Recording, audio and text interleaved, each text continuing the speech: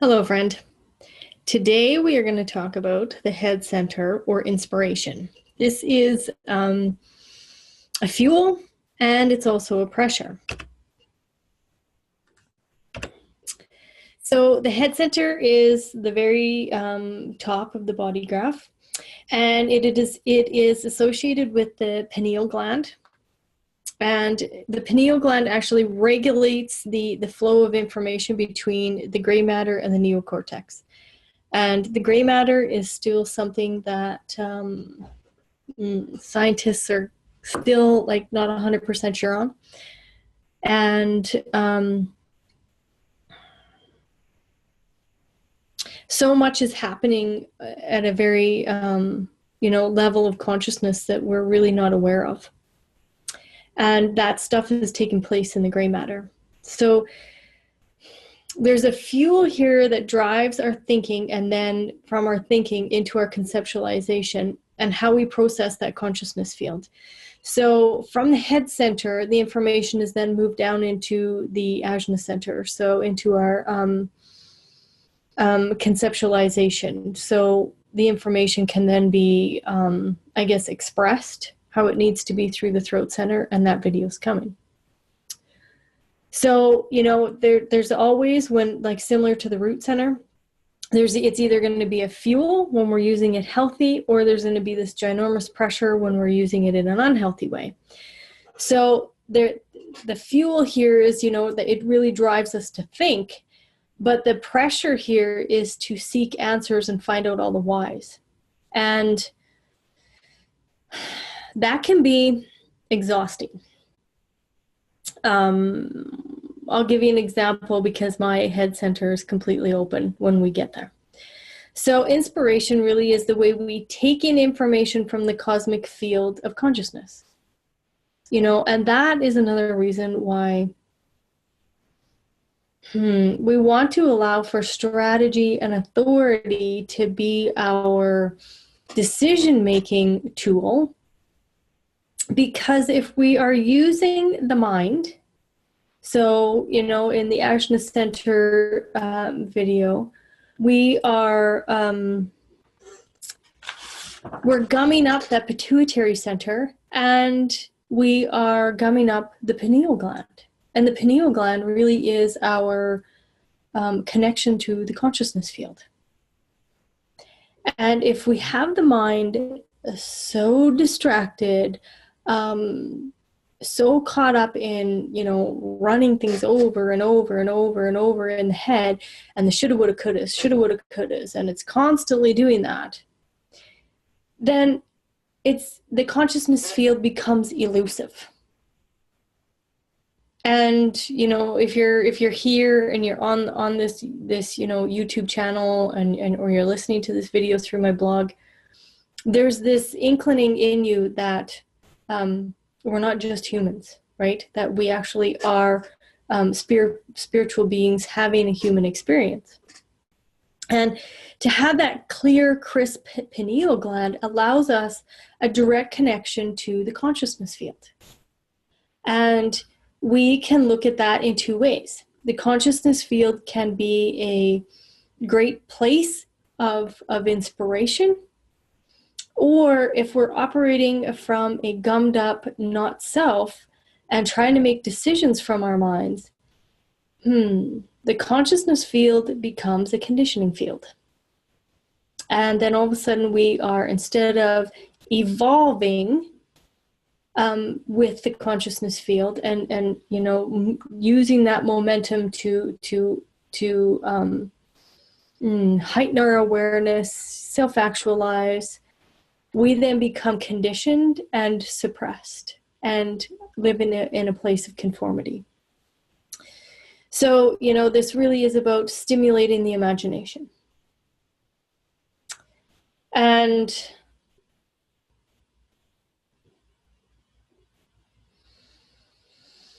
our minds are so darn beautiful, and I have said this 1,000,000 times. But they can't be beautiful if we are relying on them to make decisions, because the mind is our measuring tool, and it's going to say this or that constantly. You know, if you do this, this could happen. Well, let's go do this and see what happens. So you go do this and see what happens. Oh, shit, that didn't work out. Let's go over here and do this. Constantly, you know, chasing after something that isn't right.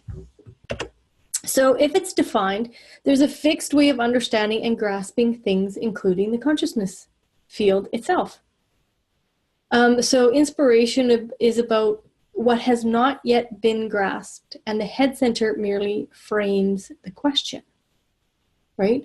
So there's a question that the fuel in the head center, there's a question that is compiled, you know, so that you can then, you know, the inspiration will appear and then you can grasp it.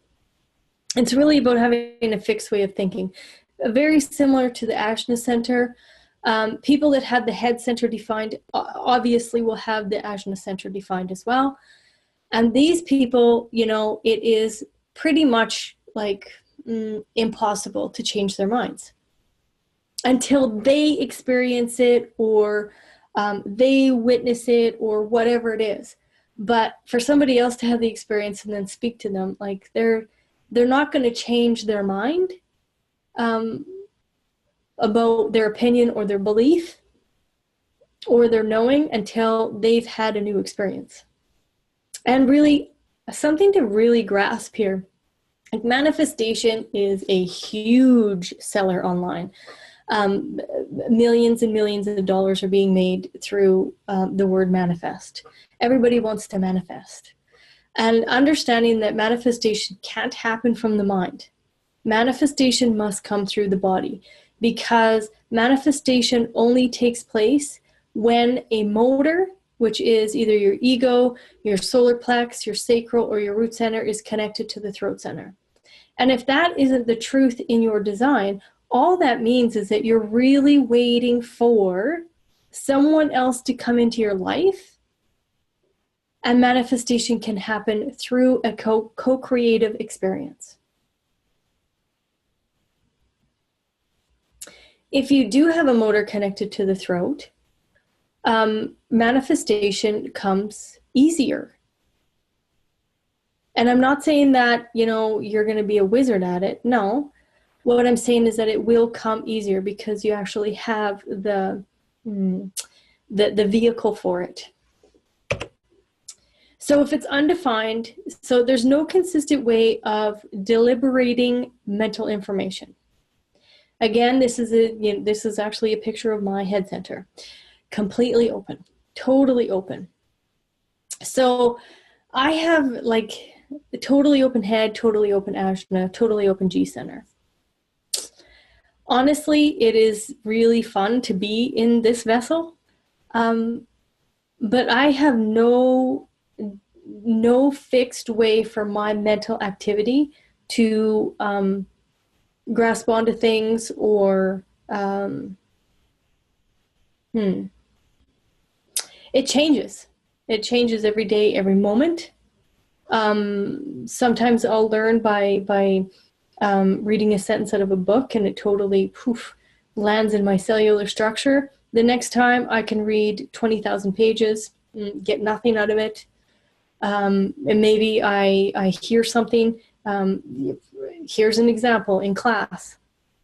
You know, I can be in class and a teacher can teach me something, and I go back to that class, which I'm you know, every now and again there'll be a movement of my sacral to go to a different to go to one of my past classes, and I'll be like, what the heck? How come I totally don't even know this?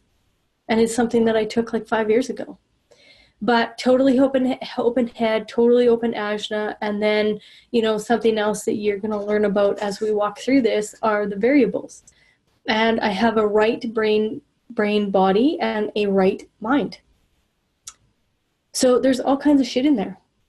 And I don't know it until somebody asks me for it. And my filing cabinet is completely open as well. So what I have to do every, you know, probably, I'm going to say at least once a year, I have to go through my office and rearrange. And because I have, like I'm telling you, there's books, there's piles of information. because there's no fixed way for me to do this. There is, there's nothing grasping this information and placing it. There's no like particular file folder. Even inside my computer, there's stuff everywhere in there. And then when I need it, I can find it. It's the craziest thing. But anyways, that's how it works. So the open head center can also be very distracting, and you can lose focus very easily. I also can do that. There's no perfection here. There's just the mechanics of it, and then the awareness of, when you're veering off true self. So what's fun is that the discerning of what is worthy to contemplate. That's where I'm gaining my most wisdom. And with a completely open head center, it's a little more difficult to discern. But if you have a gate hanging here, a little easier for you to discern. And the potential to wonder and explore the mystery of life, the human consciousness, and the intellectual possibilities, are infinite. It's so much fun. But here's what I wanted to tell you about pressure versus fuel. I used to get headaches when I was around particular people. And I always wondered what the heck that was. And now what I understand it to be is those particular people have defined head centers, defined ajna centers. And they have one fixed way of thinking. So when I'm in their presence for a long period of time, what I become aware of is that I start to pressure myself to think in just that particular way. And holy man, like mental exhaustion has been something that, again, has been a great learning for me in human design. I am a manifesting generator. Holy Christ, I can work a lot of hours a day if I'm doing something that's bringing me pure satisfaction. However, the minute I am not working at something that I love, this is where I feel it is in the mental exhaustion area, because I'm forcing my brain to try to, answer all the questions and be certain. And that is something that I really learned from, stepping away from the career, the very lucrative career I had, into where I am now. And when people ask me questions based off of the human design, I don't always have the answers. Don't get me wrong. I'm never certain about anything. But it's not a mental exhaustion. But where I was and the career that I was in, those questions created mental exhaustion because it really wasn't a huge passion of mine. I loved the people that I worked with. I let me tell you, I don't regret any of it, for sure. And I love the wisdom that I gained out of the field that I was in. But I definitely don't miss the mental pressure. And now I can see it. So when I'm with particular people and they have the head center and the ajna center defined, I no longer take it on as a pressure. I can just watch how they are functioning, how they see things, and go, okay, done. How they are thinking things through. Okay, good for you. I don't have to try to be that. And that was a huge learning for me. So if anything in design is, intriguing or fun or something that you want to look into, I would love to have a conversation. And, if there's anything you want to move forward in and really find out who you are, then we can do that. Awesome. Thanks for watching.